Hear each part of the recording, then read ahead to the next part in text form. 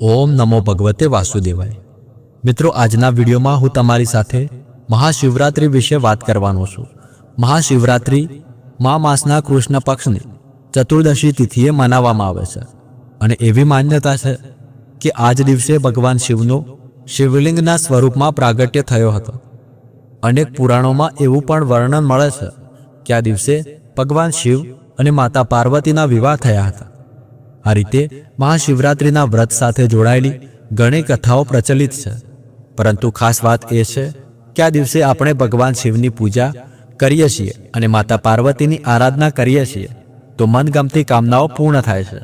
શાસ્ત્રો અનુસાર મહાશિવરાત્રિની પૂજા કરવાથી સર્વ પ્રકારના પાપ કર્મોમાંથી મુક્તિ મળે છે અને અર્થ, ધર્મ, કામ અને મોક્ષ આ ચારેય પુરુષાર્થોની પ્રાપ્તિ થાય છે।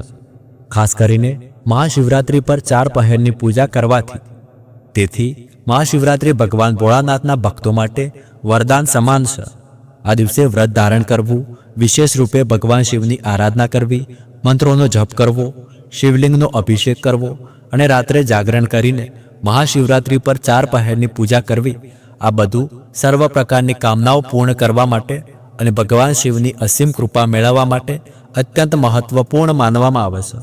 તો આજના વિડીયોમાં આપણે જાણીશું કે વર્ષ 2026માં મહાશિવરાત્રિ ક્યારે છે, ચતુર્દશી તિથિ ક્યારે શરૂ થાય છે અને ક્યારે સમાપ્ત થાય છે, અને વ્રત ક્યારે ધારણ કરવું, 4 પ્રહરની પૂજા કરવાનું શુભ મુહૂર્ત કયું છે, મહાનિશિતકાળની પૂજાનું શુભ મુહૂર્ત કયું છે અને સવારથી લઈને સાંજ તથા રાત્રિ સુધી કેવી રીતે પૂજા આરાધના કરવી, આ સંપૂર્ણ માહિતી હું આજના વિડીયોમાં તમારી સાથે શેર કરીશ।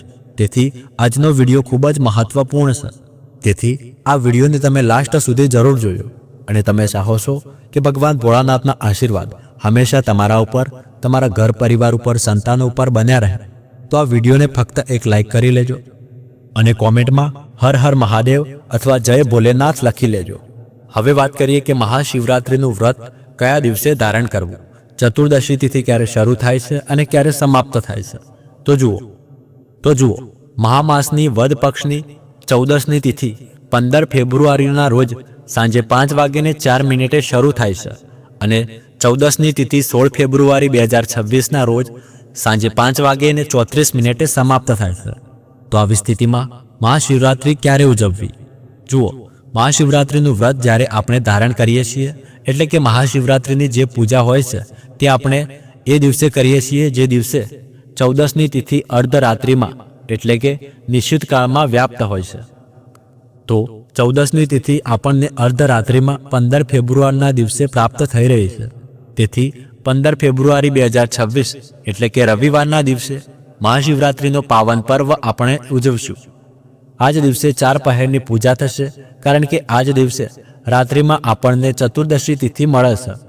વ્રત પણ આ જ દિવસે ધારણ કરવાનું છે, એટલે મહાશિવરાત્રિનું વ્રત 15 ફેબ્રુઆરી 2026 રવિવારના દિવસે રાખવામાં આવશે અને મહાશિવરાત્રિના દિવસે સૂર્યોદય કાળનો સમય સવારે 7:03 છે અને સૂર્ય અસ્ત થશે સાંજે 6:18। આ દિવસે બ્રહ્મ મુહૂર્ત સવારે 5 વાગ્યાથી લઈને 6 વાગ્યા સુધી રહેશે। તો આ સમયમાં તમે સ્નાન કરી શકો છો અને ભગવાન શિવની વિધિ વિધાનથી પૂજા કરી શકો છો। અમૃતકાળની વાત કરીએ તો અમૃતકાળ બપોરે 1 વાગ્યાથી લઈને બપોરે 2:41 સુધી છે અને બપોરે 12:18થી 1:03 સુધી અભિજીત મુહૂર્તનો સમય છે। તો આ સમયમાં પણ તમે ભગવાન શિવની આરાધના કરી શકો છો। કોઈ પણ પ્રકારની પૂજા, મંત્ર જપ વગેરે અભિજીત મુહૂર્તમાં કરી શકાય છે। અને હવે એવા એક મુહૂર્તની વાત કરીએ જેમાં કોઈ પણ શુભ કાર્ય શરૂ કરવું ન જોઈએ, અને એ સમય છે રાહુકાળનો, જે સાંજે 4:54 થી સાંજે 6:18 સુધી છે। આ સમયમાં કોઈ પણ શુભ કાર્ય શરૂ ન કરવું જોઈએ, પરંતુ જો તમે પહેલાથી શરૂ કર્યું હોય તો નિર્ભય થઈ કરી શકો છો। મહાશિવરાત્રિની પૂજા સામાન્ય રીતે બ્રહ્મ મુહૂર્તથી જ શરૂ થઈ જાય છે। બ્રહ્મ મુહૂર્તમાં ઉઠીને સ્નાન કરવું જોઈએ, પછી ભગવાન શિવની આરાધના કરવી જોઈએ, પૂજા કરવી જોઈએ, મંત્રનો જપ કરવો જોઈએ, શિવલિંગનો અભિષેક કરવો જોઈએ। ઘરની આસપાસ કોઈ મંદિર હોય તો ત્યાં જઈને શિવલિંગની પૂજા જરૂર કરવી જોઈએ, ઠીક છે। દિવસભર વ્રત ધારણ કરવાનું હોય છે તો વ્રતમાં ફરાળ વગેરે લઈ શકો છો અને સાંજના સમયે ફરીથી પૂજા થાય છે।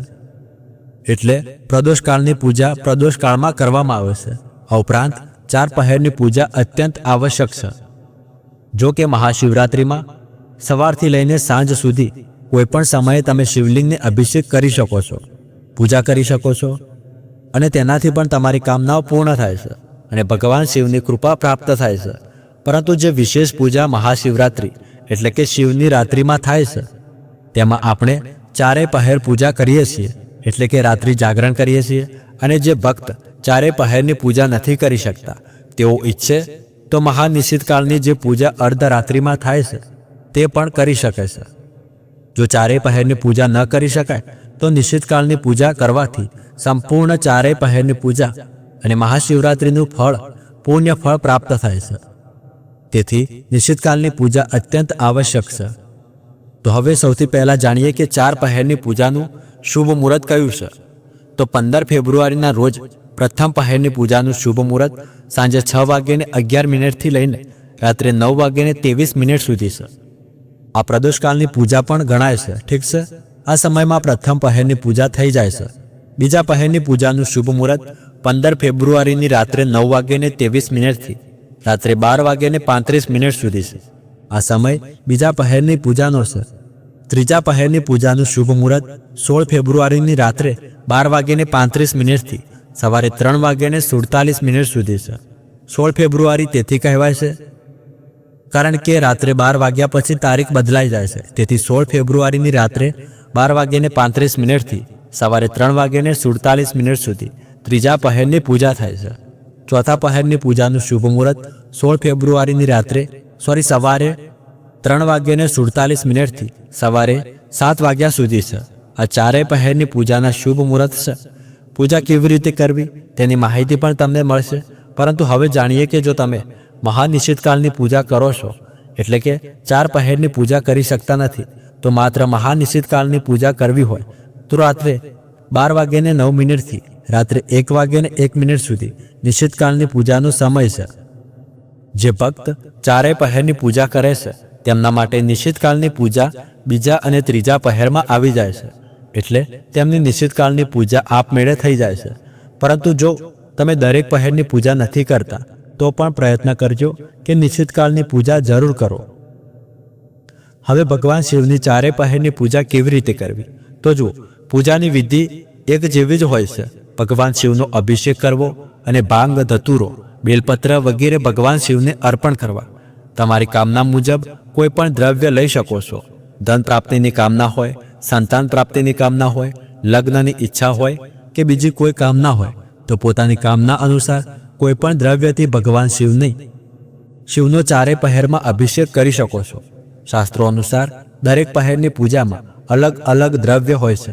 જેમ કે પહેલા પહેરમાં દૂધથી અભિષેક, બીજા પહેરમાં દહીંથી અભિષેક, ત્રીજા પહેરમાં ઘીથી અભિષેક અને ચોથા પહેરમાં મધથી અભિષેક કરવામાં આવે છે.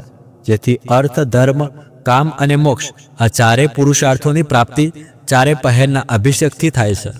તેથી તમે ઈચ્છો તો આ રીતે કરો અથવા તો તમારી કામના મુજબ કોઈ એક દ્રવ્ય લઈ તે જ દ્રવ્યથી દરેક પહેરમાં અભિષેક કરો. ભગવાન શિવને જે પ્રિય વસ્તુઓ છે જેમ કે ભાંગ, ધતુરો, બેલપત્ર વગેરે તમામ વસ્તુઓ દરેક પહેરમાં અર્પણ કરવામાં આવે છે. દરેક પહેરમાં ભગવાન શિવની આરતી થાય છે. દરેક પહેરમાં હવન થાય છે અને આખી રાત્રિ ભગવાન શિવના મંત્રોનું જપ કરવામાં આવે છે. આ રીતે રાત્રે જાગરણ કરીને દરેક પહેરમાં પૂજા કરવામાં આવે છે. હવે જે ભક્ત દરેક પહેરમાં પૂજા નથી કરતા તેઓ ખાસ કરીને નિશ્ચિત કાળમાં વિધિ વિધાનથી ભગવાન શિવની પૂજા કરી લેવી, હવન કરી લેવું અને મંત્રોનો જપ કરી લેવા. તેમ છતાં સંપૂર્ણ પૂજા વિધિ, 4 પહેરની પૂજા વિધિ અને અનેક ઉપાયો, તમારી કામના મુજબની સંપૂર્ણ માહિતી તમને આવનારા વિડીયોમાં મળશે. તેથી આવનારી વિડીયો જરૂર જોતા રહેજો. અને જો કોઈ કામના હોય અથવા કોઈ પણ ઉપાય જોઈએ તો કોમેન્ટ બોક્સમાં લખી દેજો, જેથી તમારા પ્રશ્નો પર તમારા માટે વિડીયો બનાવવામાં આવશે. હવે વાત કરીએ કે જો તમે મહાશિવરાત્રિનું વ્રત રાખી રહ્યા છો, જે બધા જ રાખશે, તો મહાશિવરાત્રિ વ્રતના પારણનું શુભ મુહૂર્ત છે. શિવરાત્રિ વ્રતનું પારણ આપણે બીજા દિવસે કરીએ છીએ. 16 ફેબ્રુઆરીએ સૂર્યોદય પછી તમે તમારા વ્રતનું પારણ કરી શકો છો. એટલે કે સવારથી લઈને 10 વાગ્યા સુધી તમે તમારા વ્રતનું પારણ કરી શકો છો. તો મિત્રો, મહાશિવરાત્રિ 15 ફેબ્રુઆરી 2026ના રોજ છે અને આ દિવસે મહાશિવરાત્રિના દિવસે સર્વાર્થ સિદ્ધિ યોગનો દુર્લભ અને શુભ સંયોગ પ્રાપ્ત થઈ રહ્યો છે, જે સૂર્યોદય કાળથી લઈને સાંજે 7:48 સુધી રહેશે. આ સમયમાં આપણે જે પૂજા આરાધના કરીશું, મંત્રોનો જપ કરીશું, તેનું ફળ આપણને ઘણું વધારે મળશે. તો મિત્રો, આ હતી આજની વિડીયો. આશા છે કે તમને ઉપયોગી લાગી હશે. જો વિડીયો સારી લાગી હોય તો લાઈક કરજો, શક્ય હોય તો શેર પણ કરજો.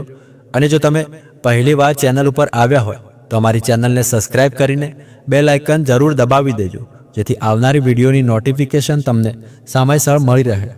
હવે હું તમને મળીશું આગલા વિડીયોમાં. ત્યાર સુધી ધન્યવાદ. રાધે રાધે.